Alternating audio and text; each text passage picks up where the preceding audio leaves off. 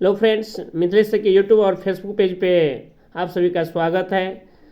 अब जो है कुछ दिन के बाद ही मतलब यूट्यूब और फेसबुक पे आए हैं। कुछ वजह था, फेसबुक का गड़बड़ी हो गया था। चलिए कुछ आज सीखते हैं।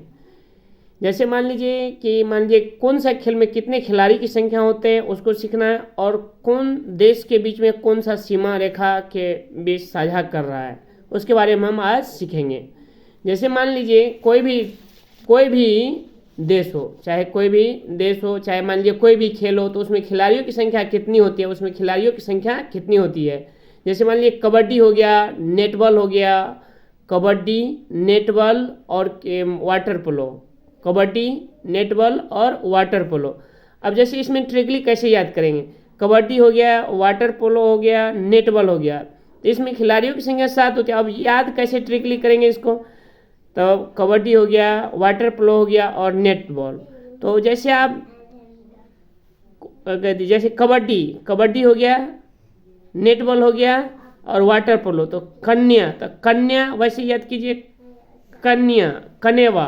तो कनेवा यानी कन्या कितना फेरा लेते हैं, 7 फेरा। जैसे क से कबड्डी हो गया, 9 से नेट बॉल हो गया, व से हो गया वाटर पोलो, तो कनेवा हुआ। कनेवा मतलब क्या हुआ, जैसे कोई भी कन्या जब मैरिड होती है तो कितना फेरा लेता है, 7 फेरा। तो उससे हम याद कर सकते हैं कि इसमें खिलाड़ियों की संख्या कितनी होती है। तो जैसे कनेवा, तो क से क्या हो गया, कबड्डी हो गया, 9 से क्या हुआ, नेटबॉल हो गया, और वा से क्या हो गया, वाटर पोलो। तो इसमें कुल खिलाड़ियों की संख्या कितने हो गया, 7। तो कनेवा करके याद कीजिए, ऐसे में क्या होगा, याद करने में सहूलियत होगा। जैसे जैसे कबड्डी में 7 हो गया, नेटबॉल में 7 हो गया, वाटर पोलो में 7। याद कैसे करेंगे, तो तीनों में 7 हो गया, तो तीनों में 7 ही खिलाड़ी की संख्या होते हैं। याद कैसे करेंगे, कन्या कितना फेरा लेता है, 7 फेरा, इसलिए खिलाड़ी की संख्या कितना हो गया, 7। अब उसके बाद याद करेंगे खो खो। क्या याद करेंगे, खो खो। तो खो खो में खिलाड़ियों की संख्या कितनी होती है, खो खो। तो तो ख जो लिखते हैं आप, तो 0 और 9 की तरह लिखते हैं, तो उसमें ख से ही पता चल जाता है कि खो खो में खिलाड़ियों की संख्या 9 है। खो खो में खिलाड़ियों की संख्या 9 है। उसके बाद हम याद करेंगे पोलो। तो कलग ना, चारों ओर से फॉलो कर दो, पोल खोल दो, चारों ओर से इसका पोल खोल दिया। जैसे पोलो हुआ तो क्या बोलता है लो, कि चारों ओर से इसका पोल खुल गया, चारों ओर से इसका पोल खुल गया। इसका मतलब है कि पोलो में खिलाड़ियों की संख्या 4 होगा। जैसे पोलो, तो पोलो इसका मतलब का को लोग बोलता है ना कि इसका चारों ओर से इसका पोल खोल दिया। इसका मतलब पोलो में खिलाड़ियों की संख्या कितनी होती है, 4 होती है। कितना, 4। वॉलीबॉल में खिलाड़ियों की संख्या कितनी होती है, 6 होती है। खिलाड़ियों की संख्या 6 होती है।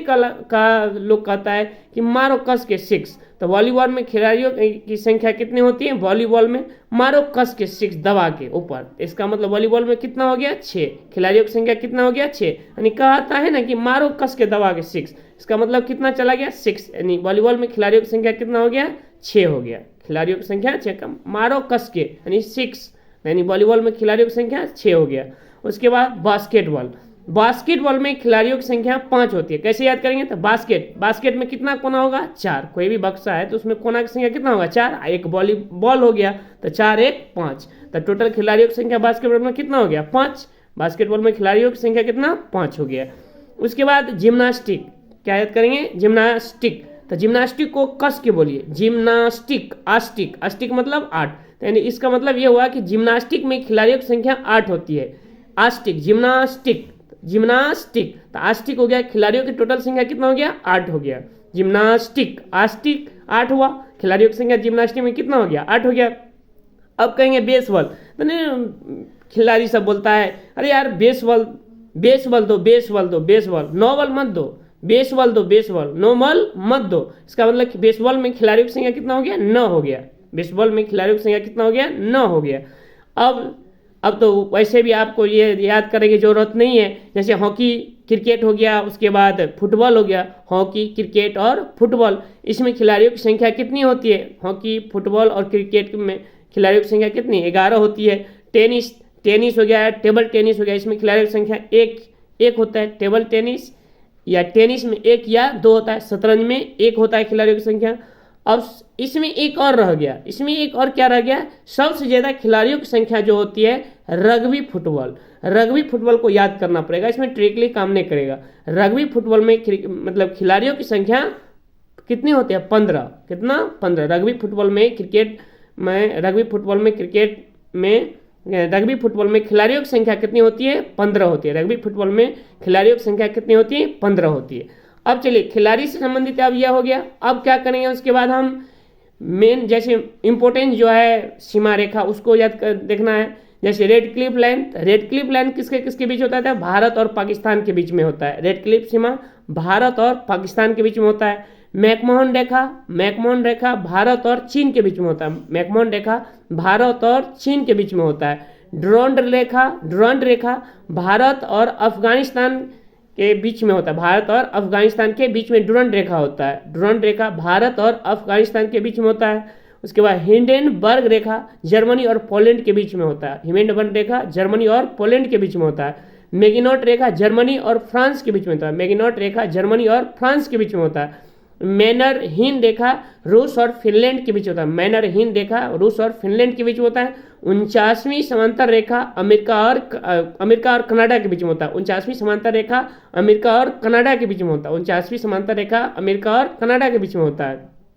38वीं पैरेलल लाइन, 38वीं या समांतर रेखा उत्तर कोरिया और दक्षिण कोरिया के बीच में होता है। मेडिसिन लाइन संयुक्त राज्य अमेरिका और कनाडा के बीच में होता है। मेडिसिन लाइन संयुक्त राज्य अमेरिका और कनाडा के बीच में। ब्लू लाइन इजराइल और लेबनान के बीच में होता है। ब्लू लाइन इजराइल और लेबनान के बीच में होता है। ब्लू लाइन इजराइल और लेबनान के बीच में होता है।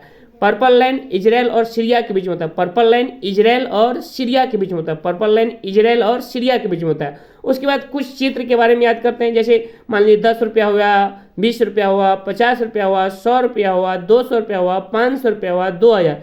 तो 10 रुपया में एलोरा की गुफा, 10 रुपया में कोणार्क का सूर्य मंदिर रहता है। 10 रुपया पे किसका चित्र रहता है, कोणार्क का सूर्य मंदिर। 20 रुपया पे एलोरा की गुफा रहता है। 50 रुपया पे हम्पी का रथ रहता है। 50 रुपया पे हम्पी का रथ रहता है। 100 रुपया पे रानी का वाव रहता है। 500 रुपया पे लाल किला रहता है। 2000 पे मंगलयान रहता है। 200 रुपया पे सांची का स्तूप रहता है। 200 रुपया पे सांची का स्तूप रहता है। जय हिंद, जय भारत।